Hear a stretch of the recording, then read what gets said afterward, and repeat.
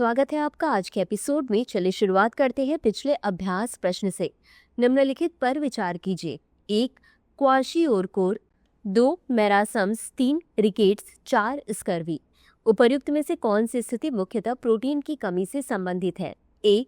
केवल 1 और 2, बी. केवल 1 और 3, सी. केवल 2 और 4, डी. केवल 1, 2 और 4। इस प्रश्न का सही उत्तर है विकल्प ए, केवल 1 और 2। चलिए देखते हैं इसके विश्लेषण को। क्वाशियोरकोर और मेरासम्स प्रोटीन ऊर्जा कुपोषण विकार हैं जो विशेष रूप से बच्चों में प्रोटीन की कमी के कारण होते हैं। रिकेट्स रोग विटामिन डी की कमी के कारण होता है और स्कर्वी रोग विटामिन सी की कमी के कारण होता है, अतः विकल्प ए सही है। तो चलिए शुरुआत करते हैं आज के एपिसोड की पहले प्रश्न से। निम्नलिखित कथनों पर विचार कीजिए। 1. यह विश्व की सबसे बड़ी खाड़ी है। 2. यह क्यूबा, मैक्सिको और संयुक्त राज्य अमेरिका से घिरी हुई है। 3. यह अटलांटिक महासागर से फ्लोरिडा जलमध्य और कैरिबियन सागर से युकातान चैनल के माध्यम से जुड़ी हुई है। निम्नलिखित में से कौन सा विकल्प उपर्युक्त विवरण से सही मेल खाता है? ए. मैक्सिको की खाड़ी, बी. फारस की खाड़ी, सी. बंगाल की खाड़ी, डी. अदन की खाड़ी। इस प्रश्न का सही उत्तर है विकल्प ए, मैक्सिको की खाड़ी। चलिए देखते हैं इसके विश्लेषण को। यह विश्व की सबसे बड़ी खाड़ी है। इसकी सीमा क्यूबा, मैक्सिको और संयुक्त राज्य अमेरिका से लगती है। यह अटलांटिक महासागर से फ्लोरिडा जलमध्य और कैरिबियन सागर से युकातान चैनल के माध्यम से जुड़ी हुई है। मैक्सिको की खाड़ी अमेरिका के कच्चे तेल का 14% तथा प्राकृतिक गैस का 5% आपूर्ति करती है तथा अमेरिका की पेट्रोलियम शोधन क्षमता का 48% तथा प्राकृतिक गैस प्रसंस्करण क्षमता का 51% यहीं पर स्थित है। अगला प्रश्न है, उपभोक्ता अधिकारों के संबंध में निम्नलिखित कथनों पर विचार कीजिए। 1. 15 मार्च 1983 को स्थापित यह दिन 15 मार्च राष्ट्रपति जॉन एफ कैनेडी के वर्ष 1962 में अमेरिकी कांग्रेस को दिए गए संबोधन के स्मरण में मनाया जाता है। 2. भारत उपभोक्ता संरक्षण अधिनियम 1986 के अधिनियम के उपलक्ष्य में प्रत्येक वर्ष 24 दिसंबर को राष्ट्रीय उपभोक्ता दिवस मनाया जाता है। उपर्युक्त कथनों में से कौन सा या कौन से सही है या सही है? ए केवल 1, बी केवल 2, सी 1 और 2 दोनों, डी न तो 1 और न ही 2। इस प्रश्न का सही उत्तर है विकल्प सी, 1 और 2 दोनों। चलिए देखते हैं इसके विश्लेषण को। विश्व उपभोक्ता अधिकार दिवस 15 मार्च 1983 को स्थापित यह दिन राष्ट्रपति जॉन एफ कैनेडी के वर्ष 1962 में अमेरिकी कांग्रेस को दिए गए संबोधन के स्मरण में मनाया जाता है। इससे वे उपभोक्ता अधिकारों को औपचारिक रूप से मान्यता प्रदान करने वाले विश्व के पहले नेता बने थे, अतः कथन एक सही है। उपभोक्ता कार्य, खाद्य एवं सार्वजनिक वितरण मंत्रालय ने संधारणीय जीवन शैली के लिए एक उचित बदलाव थीम के साथ विश्व उपभोक्ता अधिकार दिवस मनाया।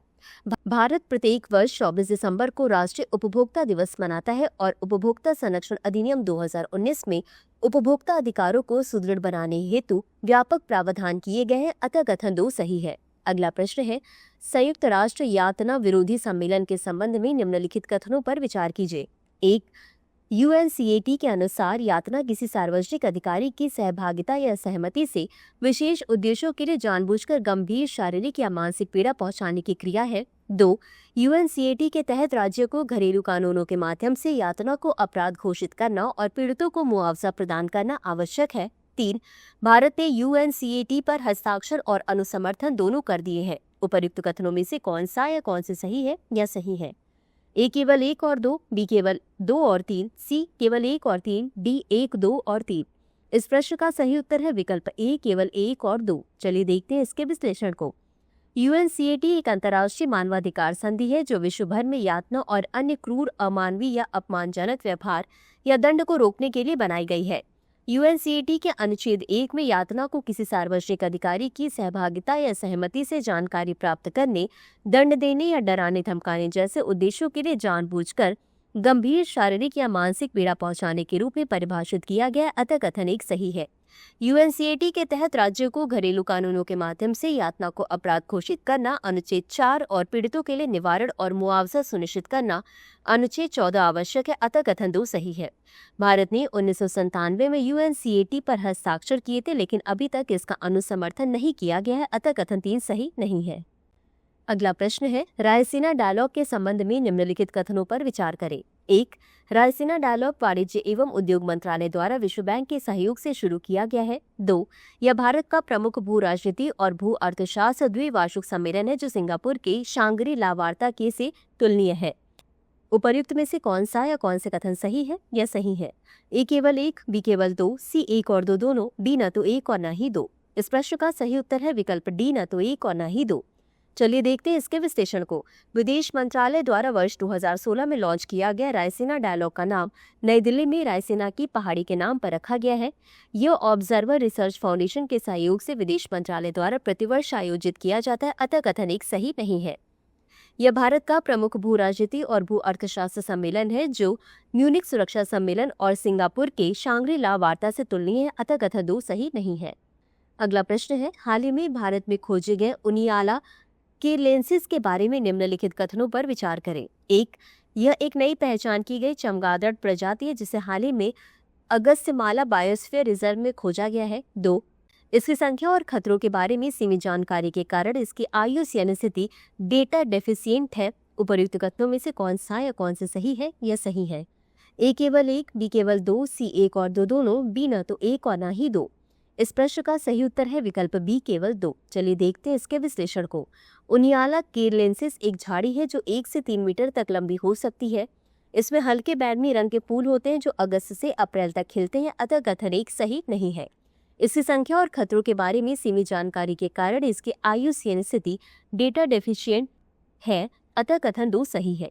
अगला प्रश्न है, जल जीवन मिशन के संबंध में निम्नलिखित कथनों पर विचार कीजिए। 1, जेजेएम को 2024 तक प्रत्येक ग्रामीण परिवार को नल से पेयजल आपूर्ति उपलब्ध कराने के लिए वर्ष 2019 में लॉन्च किया गया था, जिसका लक्ष्य प्रति व्यक्ति प्रतिदिन 55 लीटर पेयजल उपलब्ध कराना है।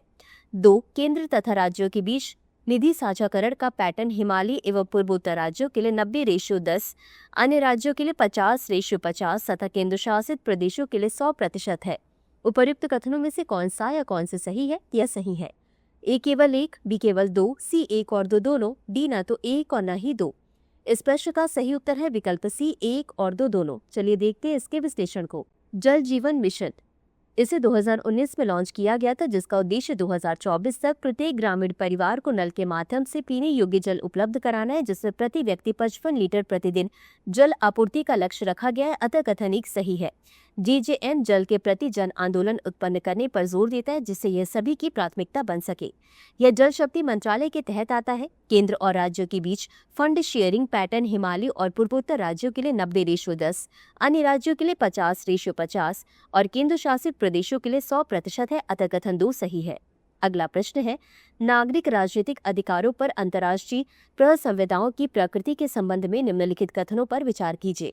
1, यह एक महत्वपूर्ण अंतर्राष्ट्रीय मानवाधिकार संधि है जो अन्य प्रमुख दस्तावेजों के साथ मिलकर अंतर्राष्ट्रीय मानवाधिकार विधेयक का हिस्सा बनती है। 2, यह देशों को जीवन के अधिकार, अभिव्यक्ति की स्वतंत्रता और लैंगिक समानता जैसे बुनियादी मानवाधिकारों की रक्षा और संरक्षण के लिए बाध्य करता है।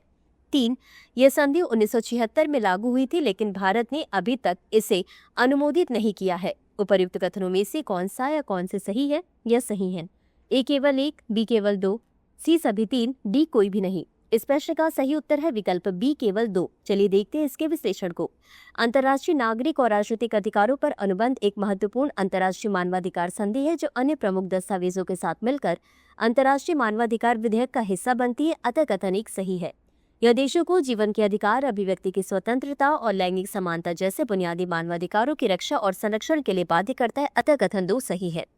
संयुक्त राष्ट्र महासभा द्वारा 1966 में अपनाया गया ICCPR 1976 में लागू हुआ और इसे 173 देशों ने अनुमोदित किया है। इसमें भारत भी शामिल है, जिसने 1979 में इसे अनुमोदित किया था। इस संधि की अब तक 3 समीक्षाएं हो चुकी हैं, जिनमें नवीनतम समीक्षा 2024 में हुई, अतः कथन 3 सही नहीं है। अगला प्रश्न है, सौर ज्वालाओं के संबंध में निम्नलिखित कथनों पर विचार कीजिए। 1, सौर ज्वालाएं सूर्य की सतह से उत्पन्न होने वाली ऊर्जा और विकिरण के विस्फोट हैं। 2, सौर ज्वालाओं की घटना का पृथ्वी की जलवायु प्रणालियों पर कोई प्रभाव नहीं पड़ता। 3, सौर ज्वालाओं से केवल एक्सरे के रूप में विद्युत चुंबकीय विकिरण का उत्सर्जन होता है। उपर्युक्त कथनों में से कौन सा या कौन से सही है या सही है? ए केवल एक, बी केवल 1 और 3, सी केवल 2 और 3, डी 1, 2 और 3। इस प्रश्न का सही उत्तर है विकल्प ए, केवल 1। चलिए देखते हैं इसके विश्लेषण को। सौर ज्वालाएं सूर्य के वायुमंडल पर बड़े पैमाने पर होने वाले विस्फोट हैं जो ऊर्जा, प्रकाश और उच्च गति वाले कणों को अंतरिक्ष में छोड़ते हैं।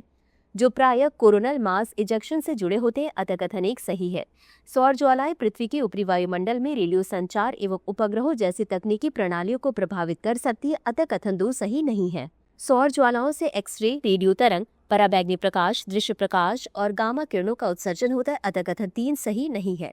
अगला प्रश्न है, अभ्यास वरुण के संदर्भ में निम्नलिखित कथनों पर विचार कीजिए। 1. यह एक वार्षिक अभ्यास है जिसकी शुरुआत साल 1993 में हुई थी। 2. साल 2001 में इसे वरुण नाम दिया गया। उपर्युक्त कथनों में से कौन सा या कौन से सही नहीं है या नहीं है? ए केवल 1, बी केवल 2, सी केवल 1 और 2 दोनों, डी ना तो 1 और ना ही 2। इस प्रश्न का सही उत्तर है विकल्प डी, ना तो 1 और ना ही 2। चलिए देखते हैं इसके विश्लेषण को। हाल ही में भारत और फ्रांस के बीच द्विपक्षीय अभ्यास वरुण का आयोजन किया गया। इस अभ्यास का आयोजन 19 से 22 मार्च तक गोवा के तट पर किया गया। इस अभ्यास के लिए विमान वाहक पोत INS विक्रांत और चार्ल्स डी गॉल को तैनात किया गया। यह एक वार्षिक अभ्यास है जिसकी शुरुआत साल 1993 में हुई थी, अतः कथन 1 सही है। साल 2001 में इसे वरुण नाम दिया गया, अतः कथन 2 सही है। इसका उद्देश्य अंतर संचालनीयता को बढ़ाना है। तो चलिए अंत में देखते हैं आज के अभ्यास प्रश्न को। इंटैक के संदर्भ में निम्नलिखित कथनों पर विचार कीजिए। 1. भारतीय राष्ट्रीय कला एवं सांस्कृतिक विरासत न्यास एक गैर लाभकारी संगठन है। 2. इसकी स्थापना 27 जनवरी 1984 में हुई थी और ये सोसाइटी पंजीकरण अधिनियम 1860 के तहत पंजीकृत है।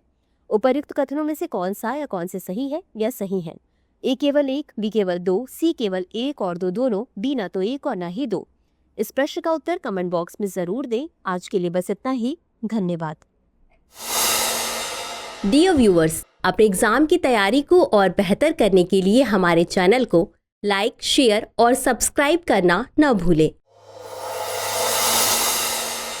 डियर व्यूअर्स, अपने एग्जाम की तैयारी को और बेहतर करने के लिए हमारे चैनल को लाइक, शेयर और सब्सक्राइब करना न भूलें।